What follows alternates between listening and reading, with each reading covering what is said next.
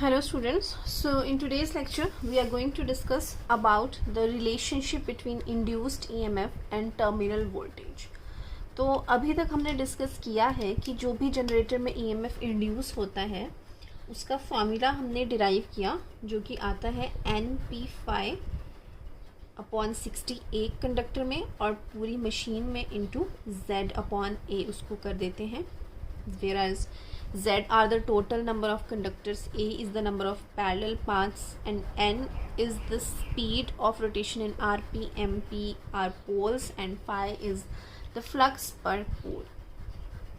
तो ये इसकी वोल्टेज निकलती है जो आपके जनरेटर में जनरेट होती है. अब हमें इस voltage, this is your induced voltage, ठीक है, जो वोल्टेज इंड्यूस हुई उसमें और टर्मिनल वोल्टेज में हमें रिलेशन निकालना है. तो टर्मिनल वोल्टेज क्या है, जो कि कोई भी अगर हमने यहाँ पे लोड हमने कनेक्ट किया है जनरेटर के साथ, उसके अक्रॉस हमें जितनी वोल्टेज मिलेगी that is known as your terminal voltage. ठीक है, तो अब इन दोनों में क्या रिलेशन है. तो अब देखो, हम जो जनरेटर है उसको हम इस सिंबल से रिप्रेजेंट करते हैं, इस तरह से, राइट. क्योंकि आगे आप सर्किट डायग्राम्स बनाएंगे तो आप इस तरह से रिप्रेजेंट करोगे जनरेटर को. अब इस जनरेटर में वोल्टेज प्रोड्यूस हुई है और आगे हमने जो भी वोल्टेज प्रोड्यूस हुई है उसको हमें किसी इक्विपमेंट को देना है, किसी लोड के साथ कनेक्ट करना है. तो फर्दर वहाँ पे एक लोड कनेक्टेड है, राइट. सेम डायग्राम मैंने दोबारा बना दिया. तो अब आप देखिए कि यहाँ पे वोल्टेज जनरेट हुई है. अब एक्चुअल में जो मशीन है उसमें बहुत नंबर ऑफ कॉइल्स रहती हैं, पैरेलल पाथ्स होते हैं. तो एक्चुअल में इसको अगर मेरे को एक और सिंप्लीफाइड डायग्राम बनाना है तो इसको इस तरह से भी बना सकते हैं कि सेपरेट, मान लो 4 अगर पैरेलल पाथ्स हैं, कितने भी हो सकते हैं, तो 4 पैरेलल पाथ्स हैं और इसमें हर एक पैरेलल पाथ में क्या होगा, चलो बाद में उसको देखते हैं, इस तरह के, और आगे लोड कनेक्टेड है. इसको आपको बनाने की ज़रूरत नहीं, जस्ट मैं आपको समझाने के लिए बोल रही हूँ कि एक मशीन में, क्योंकि यहाँ पे हम अपने सर्किट में ज़्यादा नंबर ऑफ वाइंडिंग्स नहीं शो कर सकते, पर एक्चुअल में बहुत नंबर ऑफ वाइंडिंग्स होती हैं, इस तरह से नंबर ऑफ पैरेलल पाथ्स हैं और उसके साथ आगे लोड कनेक्टेड है. अब हमें हर एक पैरेलल पाथ में वोल्टेज इंड्यूस्ड निकालनी है. तो आपको पता है जब मशीन को हम रोटेट करवाएंगे जनरेटर को, तो यहाँ पे भी आपकी कुछ वोल्टेज प्रोड्यूस हो गई, उसको मैं इस सिंबल से रिप्रेजेंट कर रही हूँ. ये है जो वोल्टेज जनरेट हो रही है और इस पैरेलल पाथ में भी वोल्टेज जनरेट होगी एंड हर एक पैरेलल पाथ में सेम ही वोल्टेज आपकी जनरेट होगी. पैरेलल में वोल्टेज सेम रहती है, ठीक है. तो नेट जो वोल्टेज जनरेट हुई वो ये है. क्योंकि क्या होता है, अब अगर मान लो मैंने बहुत सारी बैटरीज पैरेलल में लगाई हैं, right, 5 volt, each one is of 5 volt parallel में अगर मैंने लगाया है, तो जो नेट वोल्टेज मिल रही है वो 5 वोल्ट ही मिलेगी, एडिशन नहीं होगा, ठीक है, क्योंकि पैरेलल में वोल्टेज आपकी सेम रहती है. तो वैसे ही यहाँ पे हर एक पैरेलल पाथ में वोल्टेज आपकी इक्वल जनरेट होती है, तो नेट आपको हर एक पैरेलल पाथ के बराबर मिलती है. तो इसीलिए हम यहाँ पे हर एक कंडक्टर को, नंबर ऑफ कंडक्टर्स हर एक पैरेलल पाथ में जितने हो रहे हैं उससे हम करते हैं, ठीक है. Z total number of conductors हैं और डिवाइड उसको पैरेलल पाथ से कर देते हैं हम, तो हर एक पैरेलल पाथ के कंडक्टर्स आ जाते हैं इसमें. तो नेवरदलेस ये अलग, ये मैंने आपको बता दिया किस तरह से मशीन में आपके हर एक पैरेलल पाथ में वोल्टेज जनरेट होती है. तो आपको ये तो हर एक पैरेलल पाथ बनाने की ज़रूरत नहीं होती, हम इस सिंबल से रिप्रेजेंट करते हैं टोटल वोल्टेज जनरेट है और पैरेलल में लोड है. अब जब हम सर्किट कंप्लीट करेंगे, राइट, अगर अभी कोई भी लोड नहीं है, फर्स्ट केस आप कंसीडर करो, देयर इज़ नो लोड, कोई भी लोड कनेक्ट अगर नहीं है, ओपन सर्किट पड़ा है, तो ओपन सर्किट में कोई करंट फ्लो नहीं करेगा, क्योंकि करंट के लिए तो सर्किट कंप्लीट होना चाहिए. तो कोई भी अगर हमने कोई लोड नहीं लगाया है, लोड इज़ नॉट कनेक्टेड, तो current will be zero, current भी ज़ीरो होगा इस पूरे सर्किट में, सिर्फ आपकी वोल्टेज प्रोड्यूस होगी, ठीक है. सिमिलरली आप समझ लो, बस एक सेल पड़ा है इस तरह से, ठीक है, you have not connected it to a load, जब तक आप सेल को किसी लोड के साथ कनेक्ट नहीं करेंगे तब तक उसमें करंट फ्लो नहीं करेगा, ठीक है। तो सिमिलरली यहाँ पे भी जनरेटर में जब हम जनरेटर को घुमा रहे हैं तो उसमें वोल्टेज प्रोड्यूस हो रही है, जस्ट अभी कोई करंट वहाँ पे फ्लो नहीं कर रहा, वोल्टेज प्रोड्यूस हो रही है सिर्फ। करंट कब फ्लो करेगा? जब पूरा सर्किट कंप्लीट होगा। सिमिलरली मैंने आपको जैसे बताया बैटरी की तरह अभी इसमें वोल्टेज प्रोड्यूस हो चुकी है, करंट अभी नहीं है। अब जैसे ही इसमें करंट फ्लो करेगा, अगर मान लो मैंने इधर कोई भी लोड लगा दिया, any load you have connected, कोई भी इक्विपमेंट लगा दी, तो अब इसमें करंट फ्लो करना स्टार्ट कर देगा, राइट। करंट फ्लो करना स्टार्ट करेगा तो यहाँ पे वोल्टेज तो जनरेट ये है, यहाँ पे करंट फ्लो करेगा और इधर आपको जो टर्मिनल पे मिलेगी उसको हम VT से रिप्रेजेंट करते हैं, जो कि लोड के अक्रॉस आपको वोल्टेज मिलती है, राइट। तो जब ओपन सर्किट था, जब लोड नहीं था, तो VT आपको कितनी मिल रही थी? जितनी जनरेट हो रही थी, ठीक है। जब यहाँ पे कोई भी लोड नहीं था तो करंट भी नहीं था, तो जितनी वोल्टेज जनरेट हो रही थी उतनी ही मुझे यहाँ पे मिल रही थी। बट अगर हमने लोड कनेक्ट कर दिया तो अब जो VT आपको मिलेगा वो जितनी जनरेट हुई है उतना नहीं मिलेगा, उससे थोड़ा कम मिलता है। क्यों मिलता है? क्योंकि अब यहाँ पे आपकी वोल्टेज जनरेट हुई, करंट फ्लो करेगा। अब जो इस पूरी सिस्टम की कुछ रेजिस्टेंस होगी, पूरे सर्किट की, पूरे अपने जनरेटर की वाइंडिंग्स की भी रेजिस्टेंस होगी, इस कंडक्टिंग वायर्स की भी रेजिस्टेंस होगी, तो बीच की पूरे सर्किट में कुछ ना कुछ रेजिस्टेंस होगी, तो कुछ वोल्टेज वहाँ पे भी ड्रॉप हो जाएगी। सपोज करंट जब फ्लो किया तो I करंट फ्लो कर रहा है, तो कंडक्टर्स की अपनी जो आपके जनरेटर है उसमें जो वाइंडिंग्स हैं उनकी भी रेजिस्टेंस है, उसके जो ब्रशेज हैं, ठीक है, ब्रशेज और कम्यूटेटर के कांटेक्ट जो हैं वहाँ पे भी रेजिस्टेंस होगी। तो नेट रेजिस्टेंस को मैंने इससे रिप्रेजेंट कर दिया है।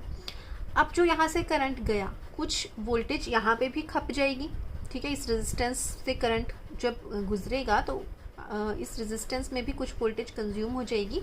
टोटल वोल्टेज तो EA जनरेट हुई थी, बट EA का कुछ हिस्सा इस रेजिस्टेंस में भी खप जाएगा जब करंट फ्लो करेगा, क्योंकि वोल्टेज कितना ड्रॉप होता है? I इंटू R, ठीक है। तो I into R A drop जो है वो इस रेजिस्टेंस में आपका हो जाएगा, ठीक है। तो अब नेट जो वोल्टेज मिलेगी आपको, जनरेट तो EA हुई पर टर्मिनल पे आपको EA नहीं मिलेगी, क्योंकि EA में से अब कुछ वोल्टेज माइनस हो चुकी है, कुछ वोल्टेज जो जनरेट हुई उसका कुछ हिस्सा उसकी रेजिस्टेंस में ही खप चुका है। तो जो टर्मिनल पे वोल्टेज मिलेगी वो आपको EA माइनस I RA मिलती है, ठीक है। तो जो टर्मिनल वोल्टेज होती है VT that in a generator, वो होती है जो जनरेट हुई वोल्टेज EA माइनस IARA। तो जब अगर ओपन सर्किट होगा, ओपन सर्किट में तो करंट ही नहीं होगा, I is equal to 0। When I is equal to 0 तो कोई इस रेजिस्टेंस में कोई ड्रॉप भी नहीं होगा।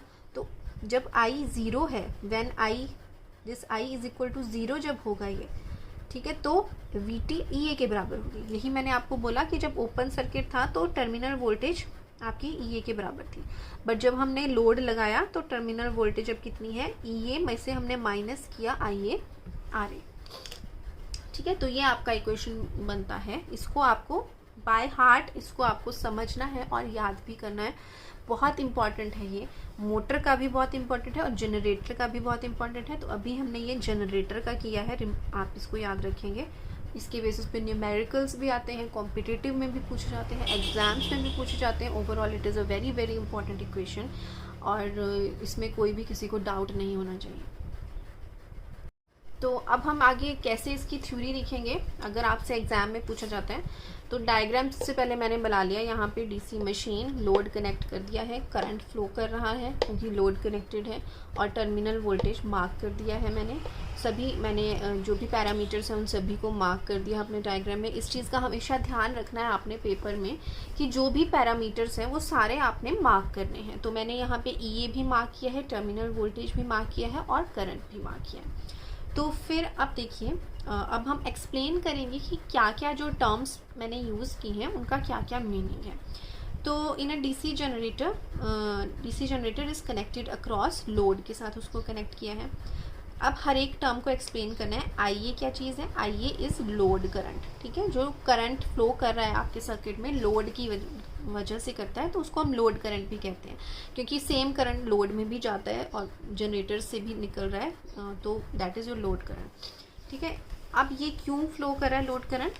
ड्यू टू इंड्यूस्ड वोल्टेज, क्योंकि वोल्टेज जनरेट हुई है, ठीक है। ये करंट अपने आप तो नहीं फ्लो कर रहा, क्योंकि जनरेटर है, जनरेटर में सबसे पहले वोल्टेज प्रोड्यूस हुई, उस वोल्टेज की वजह से करंट फ्लो किया, ठीक है। क्योंकि करंट, कभी भी करंट को फ्लो करने के लिए कुछ ना कुछ वोल्टेज चाहिए होती है, राइट। तो वोल्टेज ने करंट को फ्लो करवाया है। वोल्टेज एक तरह से एक फोर्स होती है जो कि इलेक्ट्रॉन्स को पुश करती है, ठीक है। क्योंकि वोल्टेज जब तक नहीं होगी तब तक इलेक्ट्रॉन्स मूव नहीं करेंगे, तो वोल्टेज जो है वो इलेक्ट्रॉन्स को एक एक्सटर्नल पुश देती है और इलेक्ट्रॉन्स मूव करना फिर स्टार्ट करते हैं, अगर सर्किट कंप्लीट होगा। अगर सर्किट कंप्लीट नहीं है तो इलेक्ट्रॉन्स को पूरा पाथ नहीं मिलेगा, तो इलेक्ट्रॉन्स फ्लो नहीं करेंगे, तो करंट नहीं प्रोड्यूस होगा। तो अगर आपका पूरा सर्किट कंप्लीट है तो वोल्टेज की वजह से इलेक्ट्रॉन्स मूव करेंगे और करंट फ्लो करेगा। तो क्या है आपका? Due to induced voltage EA। आप इनको चाहें तो आप अलग अलग भी एक्सप्लेन कर सकते हैं, जैसे कि in this figure we have drawn a DC generator connected to a load. Here IA is load current, next line में EA is the induced voltage, next line में VT is the terminal voltage, VT terminal voltage है, और उसको हम voltage across load भी कह सकते हैं, जो कि लोड के अक्रॉस हमें वोल्टेज मिल रही है। नाउ यहाँ पे आपको एक और चीज़ ऐड करनी है, रेजिस्टेंस भी हमें ऐड करनी है, जो कि आर्मेचर की रेजिस्टेंस होगी। पूरे वाइंडिंग्स में जितनी भी रेजिस्टेंस है उसको RA से रिप्रेजेंट करेंगे। तो आप अगेन मेंशन करेंगे that RA is your armature resistance, ठीक है। कोई भी वाइंडिंग है उसमें रेजिस्टेंस तो होती ही होती है, तो it is your armature resistance. तो अब आगे लिखेंगे कि sum of the voltage drop also takes place in this resistance, ठीक है। Voltage drop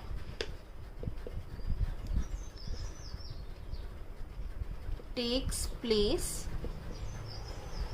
in resistance RA। Resistance RA में भी कुछ वोल्टेज खप जाएगी, उस RA से करंट को पास कराने में भी आपको वोल्टेज कुछ खप जाएगी, ठीक है। और कितना होता है voltage drop? I current into R होता है, ठीक है। I इंटू R होता है वोल्टेज ड्रॉप। तो करंट हमें पता है IA है और रेजिस्टेंस RA है, तो इतना वोल्टेज ड्रॉप आपका उस रेजिस्टेंस में हो जाएगा, ठीक है।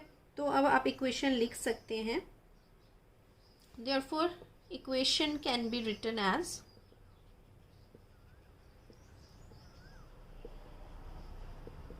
दैट योर EA जो है वो किस किस के बराबर है? VT plus IA RA, right. जो आपका वोल्टेज जनरेट हुआ वो कहाँ कहाँ पे खप रहा है? IA RA में भी और टर्मिनल वोल्टेज में भी। इस वोल्टेज का कुछ हिस्सा उस वाइंडिंग की रेजिस्टेंस में ही आपका कंज्यूम हो जा रहा है करंट पास कराने में, और बाकी जो बचा वो आपको लोड के अक्रॉस मिलेगा। तो EA किस किस का सम है? VT this terminal voltage plus this voltage IA RA। आप यहाँ पे KVL लगा सकते हैं, उससे भी आप इक्वेशन लिख सकते हैं। आपने फंडामेंटल्स में देखा होगा कैसे आप इक्वेशन लिखते हैं। तो यहाँ से आप टर्मिनल वोल्टेज के लिए भी लिख सकते हैं। VT किसके बराबर होगा? सब्ट्रैक्ट कर दो EA माइनस IA RA। जो टर्मिनल पे वोल्टेज मिल रही है वो क्या है आपका? EA में से IA RA सब्ट्रैक्ट कर दिया तो वो है। तो आप ये लिख लो चाहे ये लिख लो, बोथ एक ही बात है, ठीक है। आपको बस पता होना चाहिए कि ये is equal to VT plus IA RA। तो this is your final equation.